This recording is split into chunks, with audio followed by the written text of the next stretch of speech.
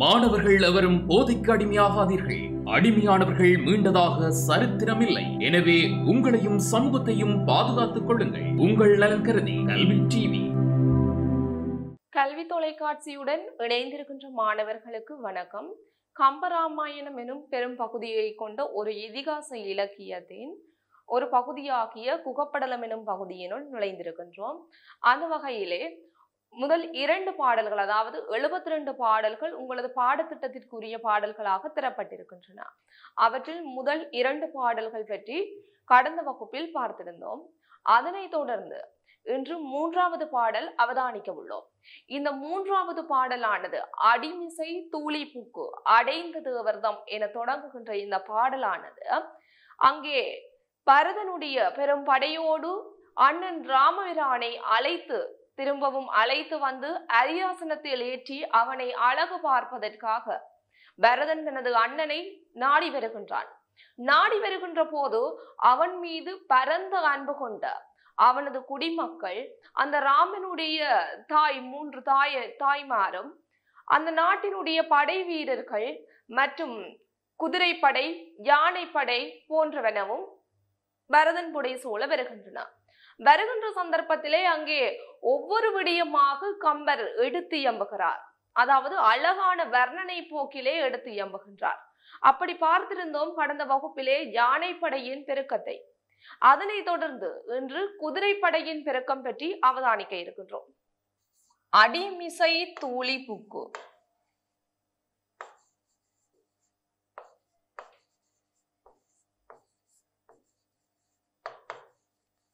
அடைந்த தேவர்தம். அடிமிசை தூளி புக்கு அடைந்த தேவர்தம்.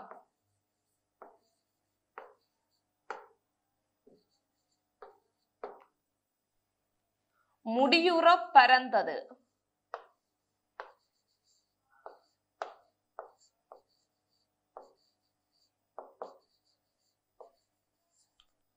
ஓர் முறைமை தேர்ந்திலன்.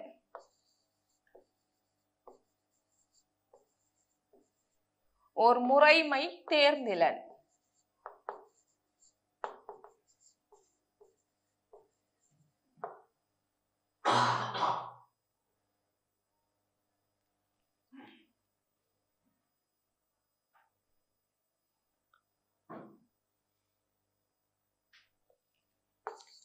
நெடிது உயிர்த்து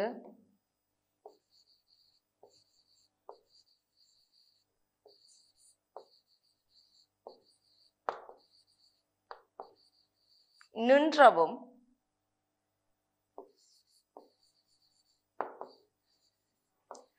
நீந்த நின்றவும்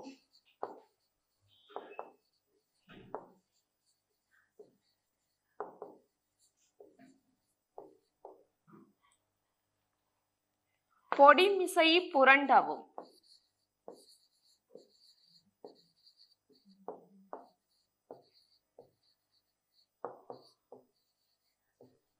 புறவியூட்டமே.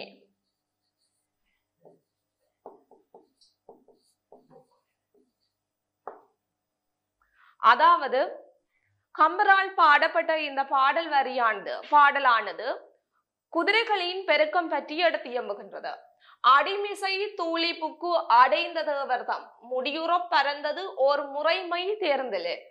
நெடிது உயிர்த்து உண்டவும் நீந்த நின்றவும் பொடிமிசை புரண்டவும் புறவி ஈட்டமே. அதாவது குதிரைகளின் காலடியில் இருந்து எழுப்பப்படுகின்ற புழுதியானது வானுலகம் வரை சென்று தேவர்களின் முடிகளில் அடைந்து விட்டதாம், படிந்து விட்டதாம். இந்த முறையானது உண்மையில் எமது அனுபவத்திற்கு அப்பாற்பட்ட ஒரு விடயம். குதிரையின் காலால் எழுப்பப்படுகின்ற புழுதியானது விண்ணுலகம் சென்று அங்கே தேவர்களின் முடியிலே படர்வது என்பது அனுமானிக்க முடியாத இயல்பொன்று. ஆனால் அங்கே பரதனது குதிரைப்படையானது அந்த அளவிற்கு அதிகமாக அனுமானத்திற்கும் அப்பாற்பட்டதாக வருகை தந்திருக்கின்றது. ஆகவே இதனூடாக எம்மால் யோசிக்க இயலும், குதிரைகளின் அத்தகைய பெருக்கமானது அவ்வளவு புழுதியையும் அங்கே தேவர்களினுடைய முடியில் பரவச் செய்கின்றது. அது மட்டுமன்றி நெடிது உயிர்த்து உண்டவும் பெரும் மூச்சு விட்டபடி அந்த கங்கை நீரினை அருந்தியவும் நீந்த நின்றவும் நீந்தியவாறு நின்றனவும் பொடிமிசை புரண்டவும் புழுதியின் மீது விழுந்து புரண்டனவும். இந்த புரவி ஈட்டமே, புரவி என்று சொல்லப்படுவது குதிரைகளின் கூட்டமே. ஆகவே இந்த பாடலுக்குரிய விளக்கம் பற்றி பார்க்கின்ற போது அடிமிசை தூளி புக்கோ,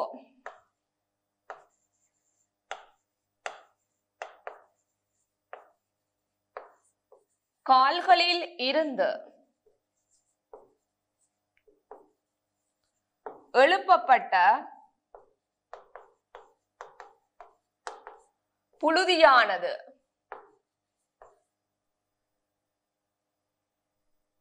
விண்ணுலகம் வரை சென்று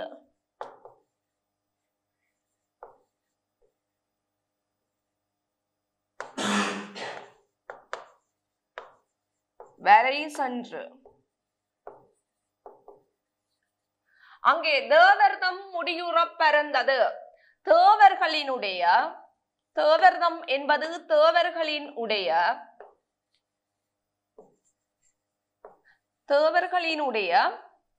முடியுறப் பறந்தது, தலைகளில்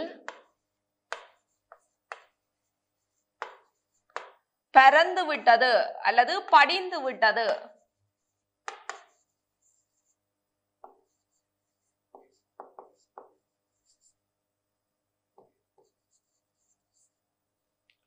ஓர் முறைமை தேர்ந்திலன், இந்த ஒப்பற்ற முறையினை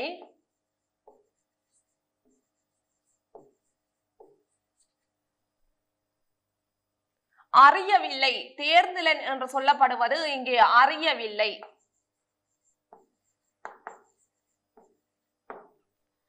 அடிமிசை தூளி புக்கு அடைந்த தேவர்தம். அடிமிசை என்று சொல்லப்படுவது குதிரைகளின் கால்களில் இருந்து எழுப்பப்பட்ட தூளி என்று சொல்லப்படுவது புழுதி. விண்ணுலகம் வரை சென்று புக்கு என்று சொல்லப்படுவது இங்கே அடைதல் என்று பொருள் தருகின்றது.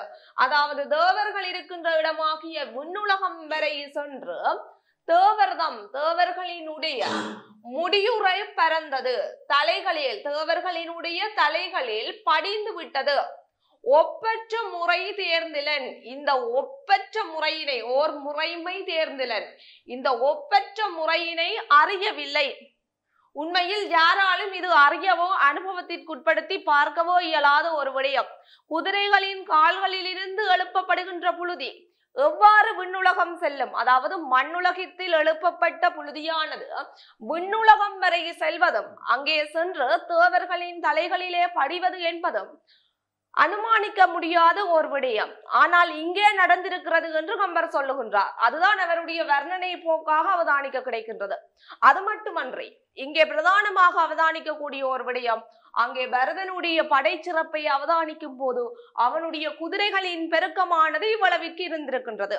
மண்ணுலகில் இருக்கின்ற குதிரைகளின் புழுதி தேவருலகம் செல்லும் அளவிற்கு பரதனின் குதிரைகளின் பெருக்கமானது இருந்திருக்கின்றது என்பதனை நாங்கள் இங்கே அனுமானிக்க முடிகின்றது. நெடிது உயிர்த்து உண்டவும், நெடிது என்பது பெருமூச்சு விட்டு,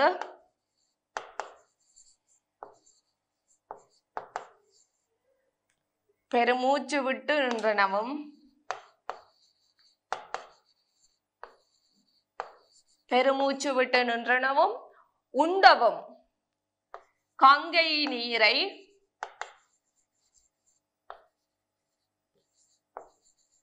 பருகியவையும்,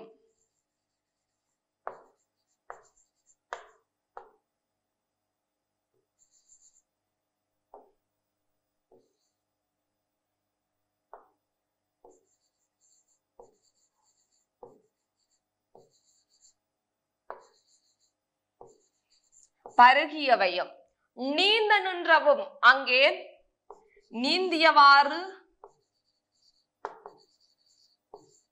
நீந்தியும்,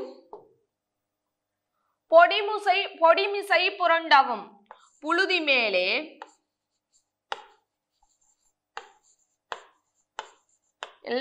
புரண்டனவும்,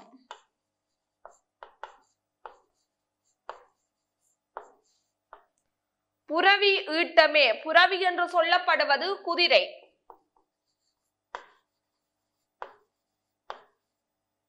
ஈட்டமே என்பது கூட்டமே. ஆகவே நெடிது உயிர்த்து உண்டவும் நீந்த நின்றவும் பெருமூச்சு விட்டபடி நின்றனவும் உண்டவும் கங்கை நீரை பருகியவையும் நீந்த நின்றவும் நீந்தியவையும் அந்த கங்கை ஆற்றிலே மூழ்கி நீந்தியவையும் பொடிமிசை புரண்டனவும் புழுதி மேலே விழுந்து புரண்டனவும் குதிரை ஈட்டமே. ஆகவே இங்கு என்ன சொல்லப்படுகிறது என்று சொன்னால் அவற்றின் புழுதியானது விண்ணுலகம் வரை சென்று விட்டது. அதை வைத்துக் கொண்டே நாம் குதிரைகளின் பெருக்கத்தை அவதானிக்க முடியும்.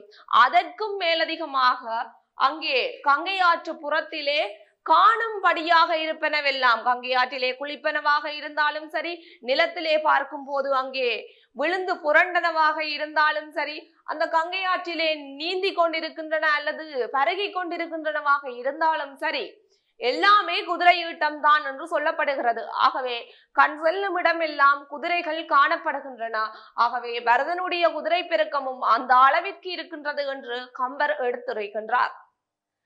அடிமிசை தூளி புக்கு அடைந்த தேவர்தம் முடியுற பரந்தது ஓர் முறைமை தேர்ந்தலன் நெடிது உயிர்த்து உண்டவும் நீந்த நின்றவும் பொடிமிசை புரண்டவும் புரவியீட்டமே. ஆகவே இதற்குரிய பொருள் விளக்கத்தினை பார்ப்போம்.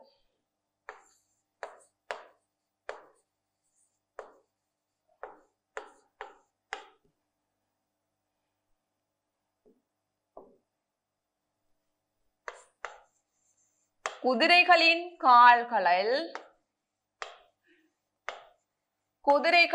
கால்களில் இருந்து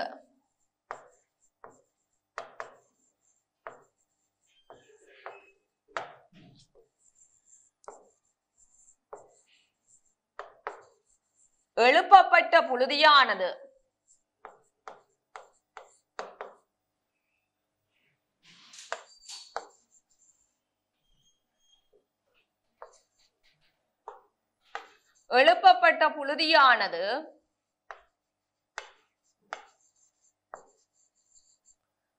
விண்ணுலகம் வரை சென்று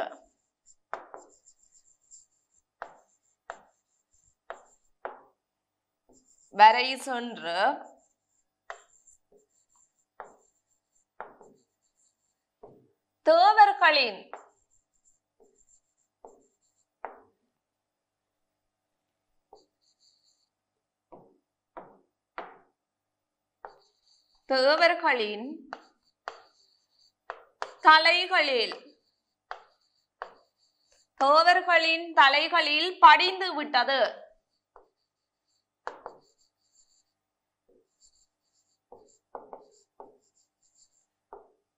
இது ஓர்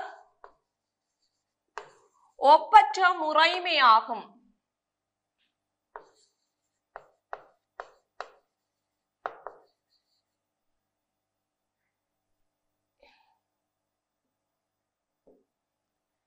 அல்லது இதுபோல்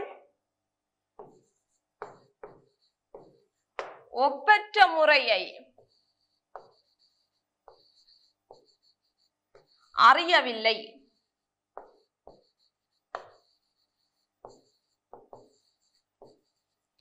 கங்கை ஆற்றிலே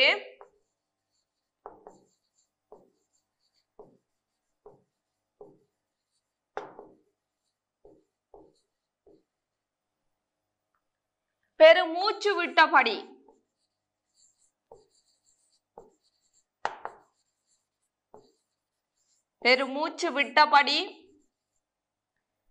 பருகியனவும்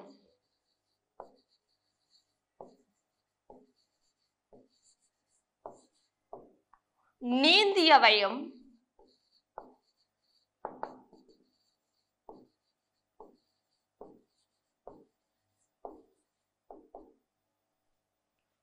புழுதி மேலே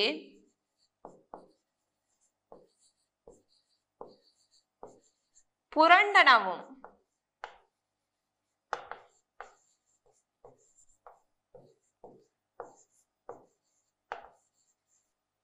புரவியூட்டமே, அதாவது குதிரைகளின் கூட்டமே என்று சொல்லப்படுகின்றது. குதிரைகளின் கால்களில் இருந்து எழுப்பப்பட்ட புழுதியானது விண்ணுலகம் வரை சென்று தேவர்களின் தலைகளில் படிந்து விட்டது. இதுபோல் ஒப்பற்ற முறையை அறியவில்லை. கங்கை ஆற்றிலே பெருமூச்சு விட்டபடி பருகியனவும் நீந்தியனவும் புழுதி மேலே புரண்டனவும் புறவியீட்டமே என்பது குதிரைகளின் கூட்டமே என்று சொல்லப்படுகின்றது. ஆகவே இந்த பாடலுக்குரிய முதலே கூறப்பட்ட பாடலுக்குரிய பொருளானது ஒவ்வொரு சொற்களுக்கும் உரிய பொருளானது அங்கே கொடுக்கப்பட்டிருக்கின்றது. அவற்றின் முழு தொகுதியாக இங்கே தரப்பட்டிருக்கின்றது. இந்த பொருளின் அடிப்படையில், இந்த பாடலின் அடிப்படையில் உங்களிடமிருந்து எழுப்பப்படுகின்ற இதில் எதிர்பார்க்கக்கூடிய பிரதானமான வினாவாக அமைவது இங்கே பயன்படுத்தப்பட்ட அணிச்சிறப்பு என்று அவதானிக்கலாம். அல்லது பிரதானமாக குதிரை சிறப்பு அல்லது பரதனின் குதிரை படைகளின் பெருக்கம் எவ்வாறாக வெளிப்படுத்தப்பட்டிருக்கின்றது என்ற வினா எழுப்பப்படுகின்ற போது இந்த பாடல் முழுவதும் அதற்குரிய விடியாக அமைகின்றது.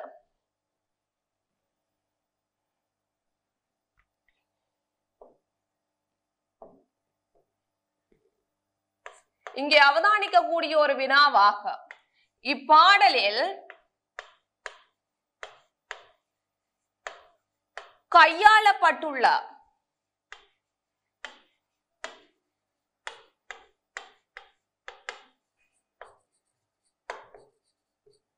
அணிச்சிறப்பு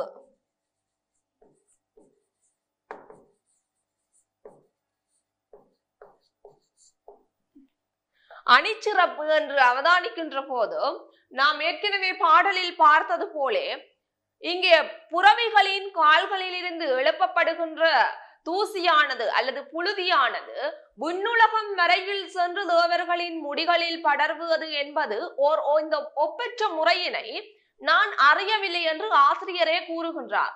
ஆகவே பரதனுடைய இடத்திலே, பரதனது குதிரைகளின் இடத்திலே அந்த அணியானது, அந்த சொற்பிரயோகமானது பிரயோகிக்கப்பட்டிருப்பது உண்மையில் ஓர் உயர்வு நவிற்சி அணியாக ஏற்றுக்கொள்ள முடிகின்றது. இது உண்மையில் நடைபெற முடியாத ஒரு விடயம். அதனை ஆசிரியர் கொஞ்சம் உயர்த்தி கூறியிருக்கின்றார். பரதனது குதிரை படையின் பெருக்கத்தினை கூற விளைந்த அந்த ஆசிரியர் அங்கே உயர்வு நவிற்சி அணியின் சிறப்பினை கையாண்டிருக்கின்றார். ஆகவேதான் அங்கே தேவர்களின் முடிகளில் அந்த குதிரைகள் எழுப்பிய புழுதிகள் படர்ந்து விட்டது என்று சொல்லப்படுகின்றது. ஆகவே இந்த வினாவிற்குரிய விடையாக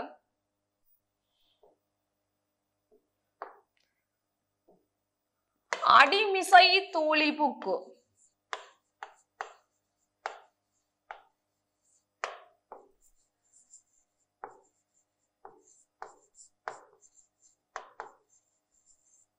அடைந்த தேவர்தம்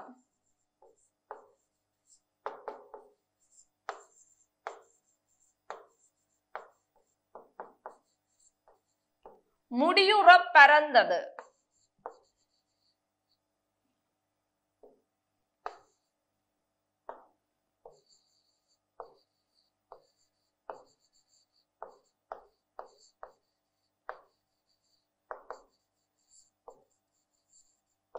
என்கின்ற பாடல் வரியானது இந்த வினாவிற்குரிய ஒரு பொருத்தமான வரியாக அமைகின்றது. ஆகவே இதற்குரிய விடையானது அளிக்கப்படுகின்ற பட்சத்தில்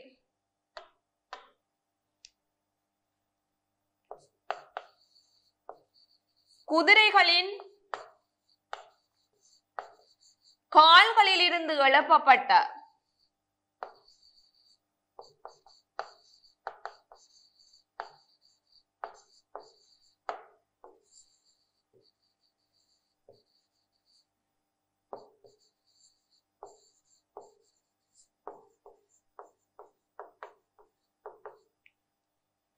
புழுதியானது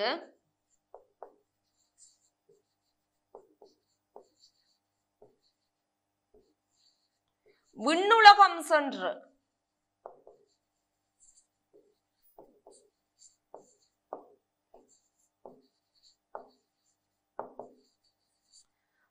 தேவர்களின் முடிகளிலே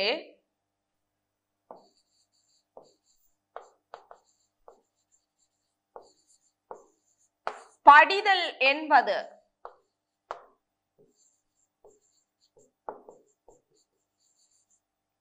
அனுமானிக்க முடியாத ஒரு விடயமாக அமைகின்றது.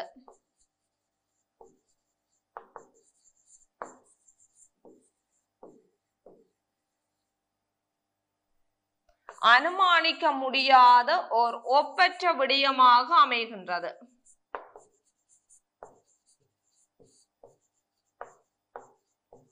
விடயமாக அமைதல் அனுமானத்திற்கு அப்பாற்பட்ட ஒரு ஒப்பற்ற விடயமாக அமைகின்றது என்பதனால் இந்த விடயத்தினை நாம் இங்கே உயர்வு நவிற்சி அணியாக கொள்ள முடிகின்றது. அது மட்டுமன்றி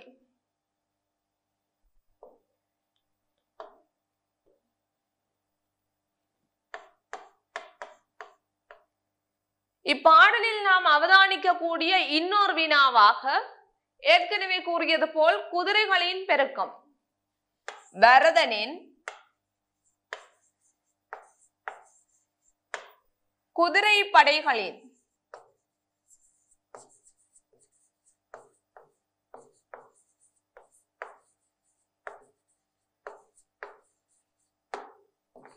பெருக்கமானது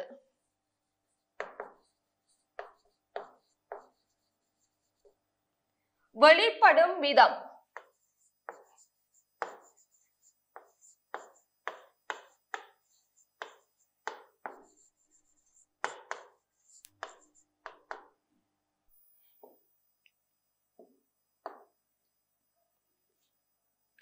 பரதனின் குதிரை படைகளின் பெருக்கமானது இங்கே 2 விடயங்களில் இருந்து வெளிப்பட்டு நிற்கின்றது. அப்படி பார்க்கின்ற போது, ஒன்று அடிமிசை தூளிபுக்கு அடைந்த தேவர்தம் முடியுறப் பிறந்தது ஒரு முறைமை தேர்ந்தலன் என்கின்ற பாடல் வரியும், அடுத்ததாக நெடிது உயிர்த்து நின்றவும் நீந்த நின்றவும் என்கின்ற பாடல் வரியினை இங்கே குறிப்பிட முடியும்.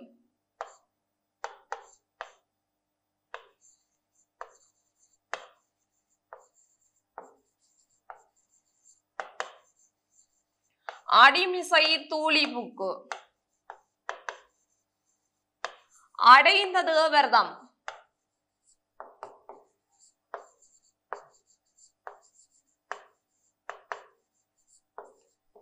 முடியுறப் பறந்தது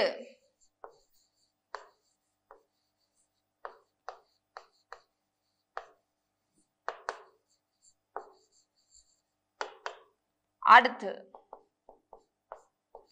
நெடிது உயிர்த்து நின்றவும்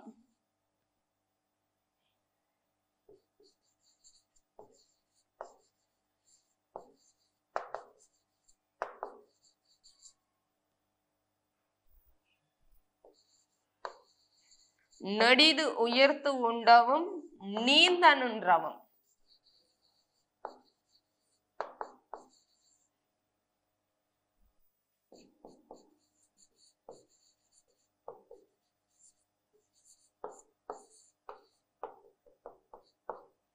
என்கின்ற பாடல் வரியினை இங்கே குறிப்பிட முடிகின்றது. பரதனின் குதிரை படைகளின் பெருக்கம் வெளிப்படுகின்ற விதம் என்று அவதானிக்கின்ற போது, அடிமிசை தூளிபுக்கு அடைந்த தேவர்தம் முடியுற பறந்தது என்கின்ற பாடல் வரி எவ்வாறாக பொருத்தமாகும் என்று பார்க்கின்ற போது, மண்ணுலகத்தில் இருக்கின்ற குதிரைகளின் கால்களில் இருந்து எழுப்பப்படுகின்ற புழுதியானது விண்ணுலகம் சென்று அங்கே தேவர்களின் முடிகளில் படர்ந்தது என்கின்ற விதத்திலே அங்கே அந்த குதிரைகளின் பெருக்கமானது வெளிப்பட்டு நிற்கின்றது. நெடிது உயிர்த்து உண்டவும் நீந்த நின்றவும் என்கின்ற பாடல் வரியின் ஊடாக எவ்வாறு குதிரைகளின் பெருக்கம் வெளிப்பட்டு நிற்கின்றது என்று பார்க்கின்ற போது, அங்கே கண்ணு கட்டிய இடங்களில் எல்லாம் பெருமூச்சு விட்டபடி கங்கை ஆற்றின் நீரை பருந்தியனவும் நீந்த நின்றவும் நீந்தியவாறு நின்றனவும் அங்கே புழுதிகளிலே படுத்து புரண்டனவும் குதிரையிட்டம் தான் என்று சொல்லப்படுகிறது. ஆகவே இதனூடாகவும் கண்ணு கட்டிய இடங்களில் எல்லாம் குதிரைகள் தான் காணப்படுகின்றன என்பதன் ஊடாகவும் அங்கே பரதனுடைய குதிரைப்படைகளின் பெருக்கமானது எவ்வாறாக இருந்திருக்கும் என்பதனை எம்மால் அனுமானிக்க கூடியதாக உள்ளது. ஆகவே இந்த பாடலில் இருந்து எதிர்பார்க்கக்கூடிய 2 வினாக்களாக இவை அமைகின்றன. இதனை தொடர்ந்து இன்னொரு பாடல் இருக்கின்றது, 4வது பாடல்.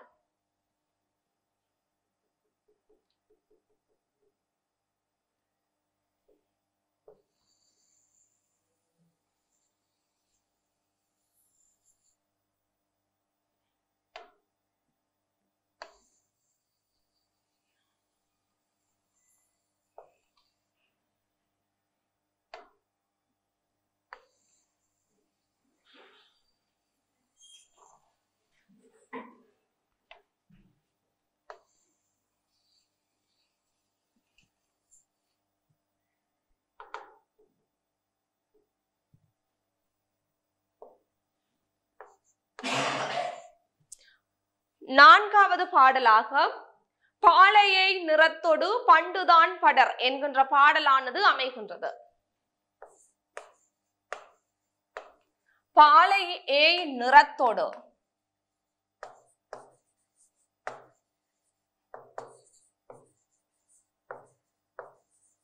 பண்டுதான் படர்.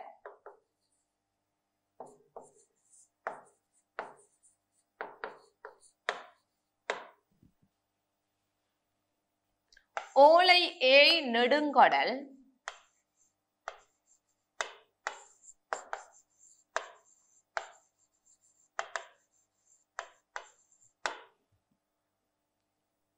ஓடிற்று இல்லையால்.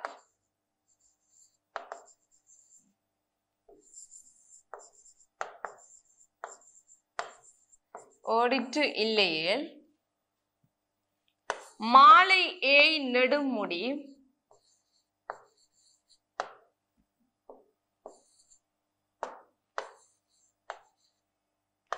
நெடுமுடி மன்னவன்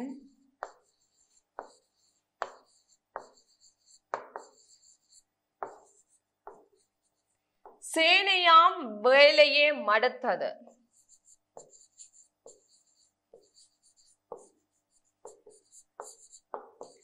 வேலையே மடுத்தது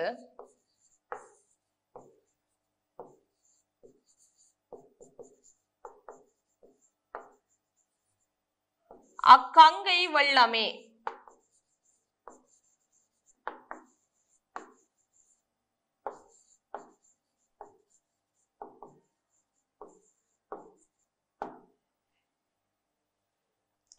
பாலையை நிறத்தொடு பண்டுதான் படர் ஓலை ஏய் நெடுங்கடல் ஓடிற்று இல்லையேல் மாலையை நெடுமுடி மன்னவன் சேனையாம் வேலையே மடுத்தது அக்கங்கை வெள்ளமே.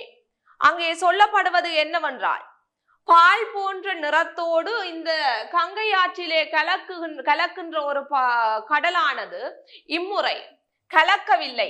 ஏனென்று சொன்னால், பாலை போன்ற வெண்ணிறத்தோடு காணப்படுகின்ற ஒரு கடலோடு இந்த கங்கை ஆறானது சென்று கலக்கும் வழக்கம் கொண்டிருக்கின்றது. ஆனால் இம்முறையானது கங்கை ஆறானது கலக்கவில்லை. காரணம் என்னவென்று சொன்னால், இந்த பரதனது சேனைகளின் திரட்சி பற்றி இங்கே கூறப்பட்டிருக்கின்றது. அந்த சேனைகள் என்ன செய்கின்றது, காலாட்படைகள் என்ன செய்கின்றன என்று சொன்னால், அங்கே அந்த கங்கை ஆற்றிலே இறங்கி அந்த கங்கை ஆற்று வெள்ளம் முழுவதையும் அருந்தி விட்டன. ஆகவே இந்த முறை கங்கையாறானது அந்த வளமையாக சென்று கலக்கின்ற கடலோடு கலக்க முடியவில்லை. ஒரு ஆற்றினையே அந்த பரதனுடைய சேனையானது முழுங்கி விட்டது என்று சொல்லுவதானது இங்கே பரதனின் சேனையின் சிறப்பினை எடுத்துரைக்கின்றது. இதற்கு முந்தைய பாடல்களிலே யானை படையின் சிறப்பு கூறப்பட்டிருந்தது. அதற்கடுத்து குதிரை படையின் சிறப்பு கூறப்பட்டிருந்தது. இங்கே பரதனுடைய சேனையின் சிறப்பும் எவ்வாறு இருக்கும் என்பதனை உதாரணம் காட்டி விளக்குகின்றார். எவ்வாறு என்று சொன்னால், வளமையாக கலக்கின்ற பால் போன்ற நிறமுடைய கடலோடு இம்முறை கங்கையாறு கலக்கவில்லை. காரணம் என்னவென்று சொன்னால், பரதனுடைய சேனையானது அக்கங்கை வெள்ளத்தினை மடுத்தது, அதாவது அருந்திவிட்டது. ஆகவேதான் இம்முறை கங்கையாறு கலக்க முடியவில்லை என்று சொல்லப்படுகின்றது. ஆகவே இந்த பாடலுக்குரிய பொருள் பற்றி நோக்குகின்ற போது, பாலையை நிறத்தோடு பால் போன்ற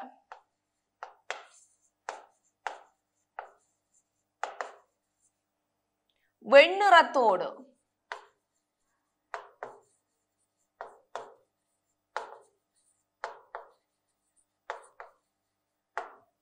பண்டுதான் படர்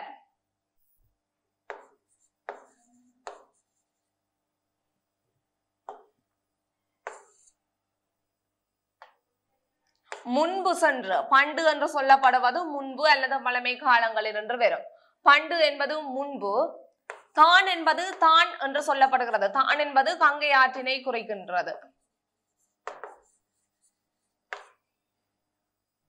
சென்று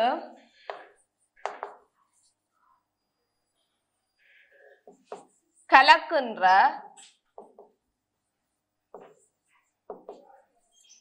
ஓலை ஏய் நெடுங்கடல் ஆரவாரம் மிக்க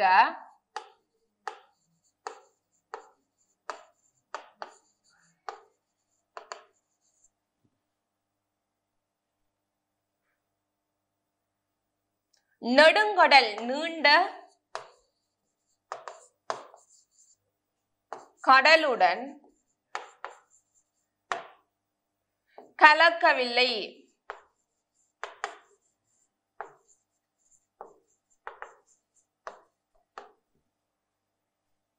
மாலையை நெடுமுடி மன்னவன்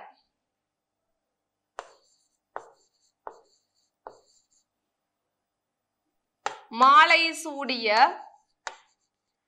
நீண்ட முடியினை உடைய நெடுமுடி என்று சொல்லப்படுவது நீண்ட முடியினை உடைய மன்னவன் என்று இங்கே சொல்லப்படுவது பரதன். பரதனின் சேனையாம் வேலையே சேனையாகிய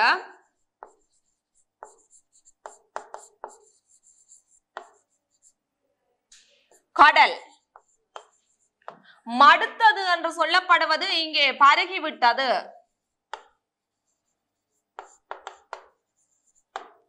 அக்கங்கை வெள்ளமே அந்த கங்கை நீரினை